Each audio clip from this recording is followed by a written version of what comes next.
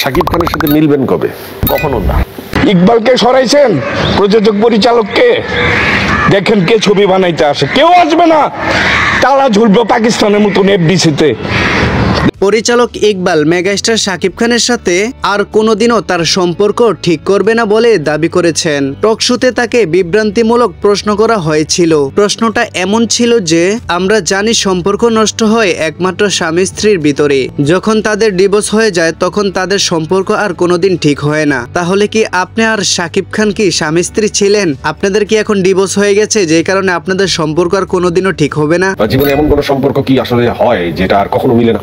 আমার মনে হতে পারে স্বামী স্ত্রীর ক্ষেত্রে অনেক সময় ডিভোর্স হয়ে গেলে হয়।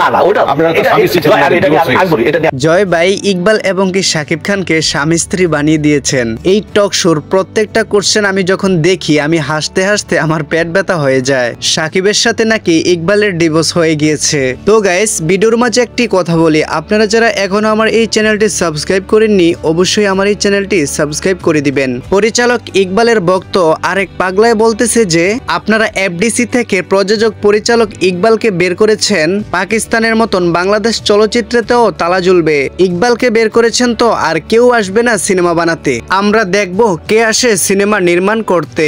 অন্যদিকে পরিচালক ইকবাল বলেন যে আমি ডেড বডি যে ছবিটা করেছি এটা যদি ব্লকবাস্টার হিট না হয় তাহলে আমি আমার জীবনে আর কোনোদিন সিনেমা নির্মাণ করব না। ডেড বডির ছবি যদি মেকিং খারাপ হয়, ছবির গল্প যদি খারাপ হয়, আর জীবনে ছবি বানাবো না।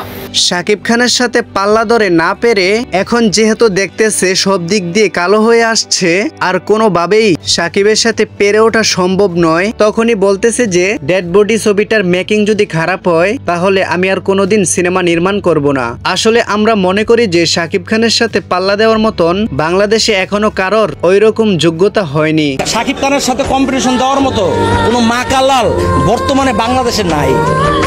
ফিউচারে যদি আসে সেটা আলাদা ব্যাপার, এই মুহূর্তে নাই। তো গাইস, সম্পূর্ণ ভিডিওটি আপনাদের কাছে কেমন লেগেছে? যদি ভালো লেগে থাকে একটি লাইক দিয়ে চ্যানেলটি সাবস্ক্রাইব করে দিবেন।